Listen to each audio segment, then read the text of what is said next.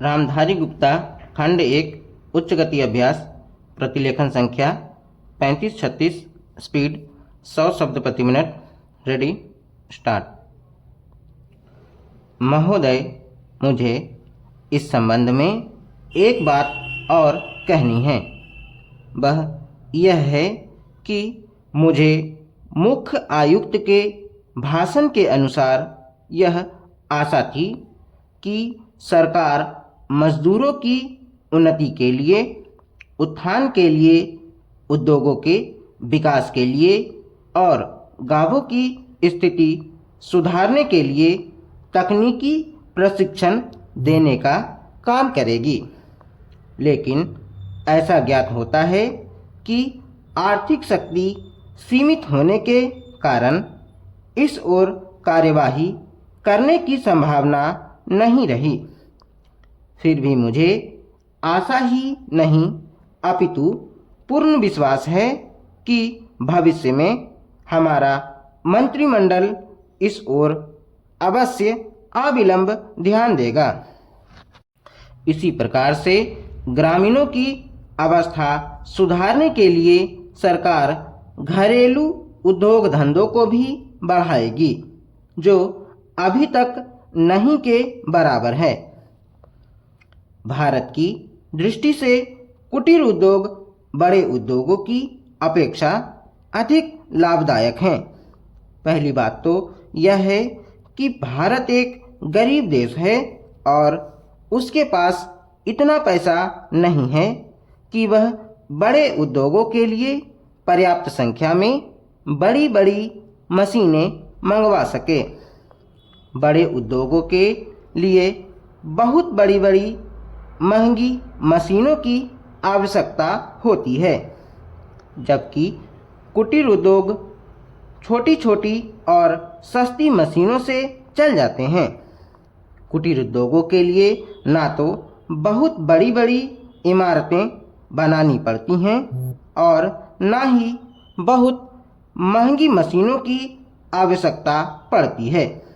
अतः ये उद्योग छोटे छोटे गांवों में भी प्रारंभ किए जा सकते हैं।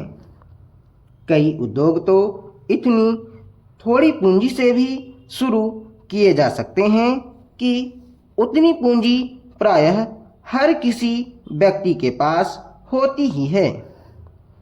कुटीर उद्योगों में दूसरी बड़ी सुविधा यह है कि इनमें बहुत अधिक मजदूरों की आवश्यकता नहीं होती। एक परिवार के सदस्य ही उस उद्योग को चलाने के लिए पर्याप्त होते हैं। घर के सब सदस्य उस काम में हिस्सा बटा सकते हैं।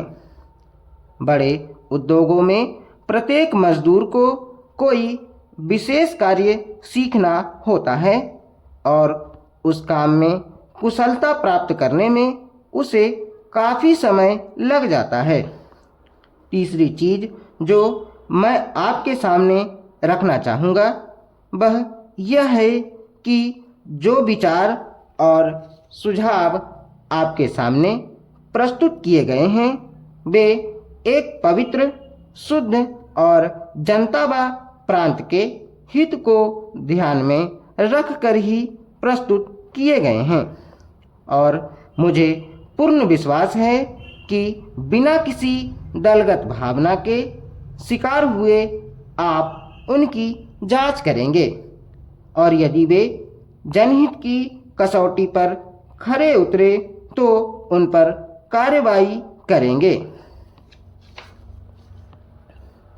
महोदय, इस संबंध में दिन प्रतिदिन बढ़ने वाले भ्रष्टाचार की समाप्ति के लिए और कर्मचारियों के रवैये के संबंध में माननीय सदस्यों ने विचार प्रकट किए। मैं समझता हूँ कि इससे कोई समझदार व्यक्ति इनकार नहीं करेगा कि भ्रष्टाचार को प्रोत्साहन नहीं देना चाहिए। अतः इस ओर विशेष ध्यान देने की आवश्यकता है। भ्रष्टाचार को समाप्त करने के लिए जो कठिनाइयाँ सरकार के समक्ष हैं उन पर शीघ्र ही कदम उठाए जाने चाहिए।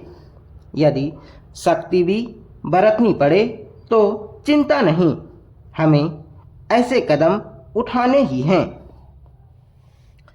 मैं यह जानता हूं कि बहुत से लोग, जिनमें कुछ हमारे साथी भी हैं, इसकी कुछ बातों का विरोध करते हैं। परंतु यदि हम देश की उन्नति चाहते हैं, यदि हम देश को आगे बढ़ाना चाहते हैं, और विशेषकर यदि आप समाजवादी ढांचे के आधार पर, जिसको कि कांग्रेस ने देश के लिए निश्चित किया है, इस देश की व्यवस्था करना चाहते हैं, तो हमारे लिए आवश्यक है कि हम इस तरह से कदम उठाएं कि जिससे लोगों को अपनी जीविका सुंदर ढंग से कमाने के लिए साधन जुट जाएं। वास्तव में यह सरकार, जिसने यह साहसपूर्ण कार्य किया है, इस कार्य के लिए सबसे अधिक बधाई की पात्र है। जो लोग यह आशा करते हैं कि हर एक काम उस ढंग से होना चाहिए जिसके लिए गांधी जी हमसे कहा करते थे, और जैसा कि अभी हमारे एक साथी कह रहे थे कि जिस तरह से सरकार ने इस संबंध में व्यवहार किया है, वह गांधी जी की नीति के अनुसार नहीं था। यही नहीं, उन्होंने तो एक तरह से कांग्रेस ने जो समाजवादी ढांचे पर समाज की व्यवस्था की नीति अपनाई है, उसका विरोध किया, और मेरी समझ में उनकी बात नहीं आती कि एक तरफ तो वह कांग्रेस के अंदर हैं और दूसरी ओर कांग्रेस द्वारा स्वीकार की हुई नीति का इस प्रकार से विरोध करते हैं।